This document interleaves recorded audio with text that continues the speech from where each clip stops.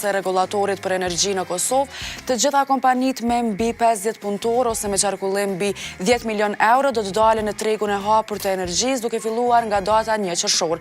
Derisa rregullatorët e cilësojnë këtë si hap drejt liberalizimit të tregut të energjisë, drejtuesit e bizneseve paralajmërojnë për rritje të kostove dhe paqëndrueshmëri ekonomike. Për më shumë ndjekë materialin në vazhdim.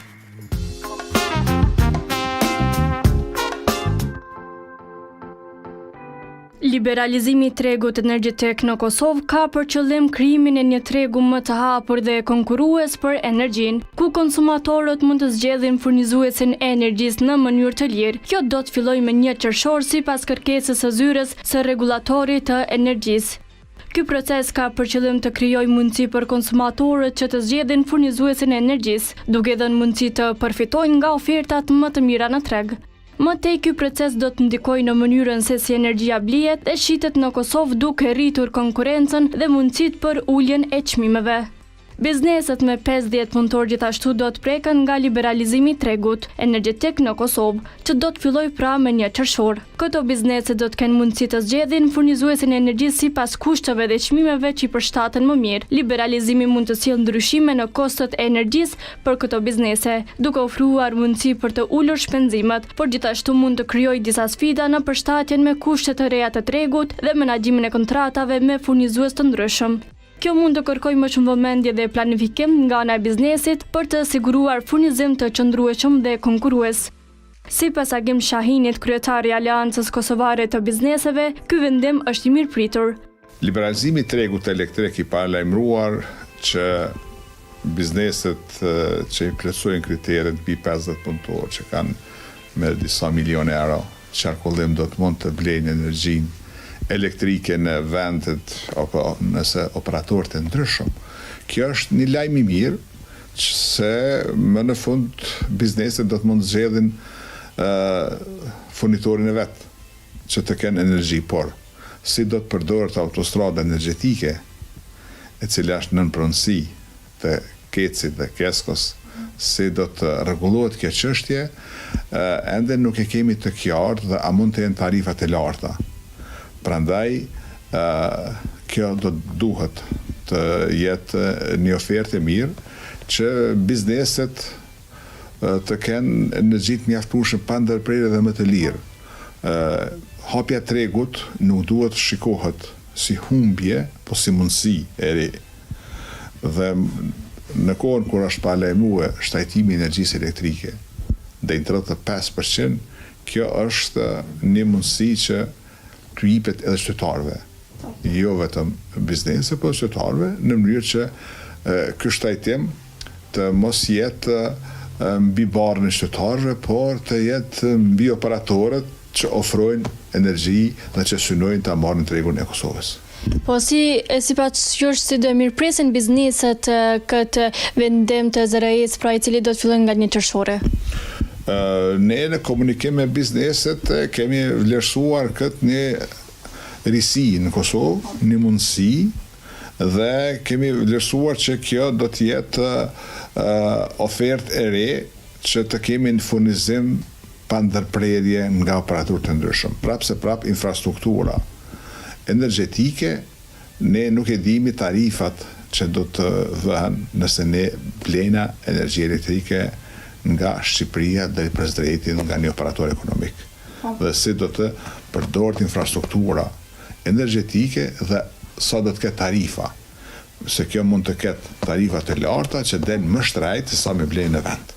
Disa biznese pra thonë që janë terë informativ lidhur me këtë çështje pasi nuk kanë ende informacione. A ka pasur diskutime me juve pra nga ana e institucioneve përgjithëse pikërisht për këtë çështje?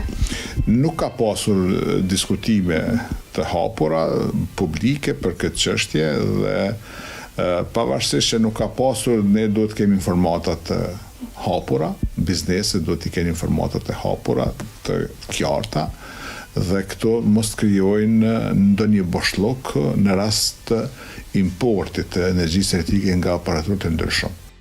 Por sipas tij, është edhe një proces i vonuar. Liberalizimi i tregut elektrik është i vonuar sepse Aleanca e Biznesit ka kërkuar këtë pothuajse mbi 10 vite në të mirë të bizneseve prodhuese, në të mirë të operatorëve biznesor, në të mirë të vetë qytetarëve, por thëmë se kjo duhet hipet kjo drejt edhe qytetarëve për të blerë energji nga operatorët e ndryshëm. Mos të ketë ekskluzivitet askush, por të kenë se cili mundësi të zgjedhë kur shkon të zgjedhë të blenë buk, furrën apo marketin vajnë, të zgjedhë edhe energjinë elektrike për kujtën të blinë. Dhe cili është oferta e tij, shërbimi i tij, garancioni i tij, çmimi i tij. Ndërkohë, drejtori i Fluidit Group, Berat Mustafa, përmes një përgjigje me shkrim për atë vend ka potencuar se ky vendim mund të ketë pasoja negative për bizneset. Duke analizuar këtë proces, mendoj se ky ndryshim ka potencial të ndikojë negativisht në shumë biznese, sidomos ato që janë të ndjeshme ndaj variacioneve të çmimeve të energjisë. Këtu janë disa aspekte që mund të shkaktojnë pasoja të rëndësishme. Në një, rritja e kostove operacionale për bizneset. Liberalizimi i tregut energjetik do të ketë pasojë të drejtpërdrejtë rritjen e çmimeve të energjisë, sidomos për ato biznese që kanë konsumin e lartë të energjisë, si sektori industrial dhe prodhuesit. Ky ndryshim mund të çojë në një ngarkesë të shtuar financiare që ndoshta nuk mund të përballohet nga të gjitha bizneset. Në ndë, përkeqësimi i konkurrencës dhe efikasitetit, me rritjen e çmimeve të energjisë elektrike dhe pa masa mbështetëse për bizneset, kjo mund të çojë në humbjen të efikasitetit operativ dhe përkeqësim të konkurrencës. Bizneset që nuk mund të përballojnë këto rritje do të humbasin mundësinë për të zhvilluar dhe konkuruar në treg, duke ndikuar negativisht në ekonominë e vendit, gjithashtu duke ndikuar drejtpërdrejt në rritjen e çmimeve të produkteve në tregun vendor. Nën tre, pasiguritë për të ardhurat dhe planifikimin afatgjat. Duke pasur parasysh luhatjet e mundshme të çmimeve të energjisë, bizneset mund të përballen me pasiguri të shtuar në planifikimin financiar dhe në menaxhimin e shpenzimeve.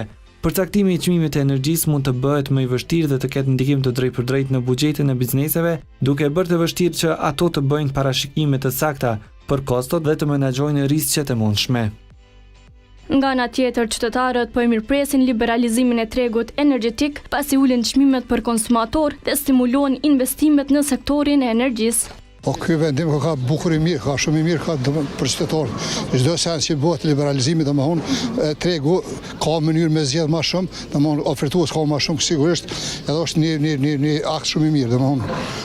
Besoj që edhe popullota përfiton, se nga këto shtrajtime me të vërtet të premtuara që nuk do të shtrajtohet, edhe po shtrajtohen, kjo është me të vërtet për popullatën një gulfotje.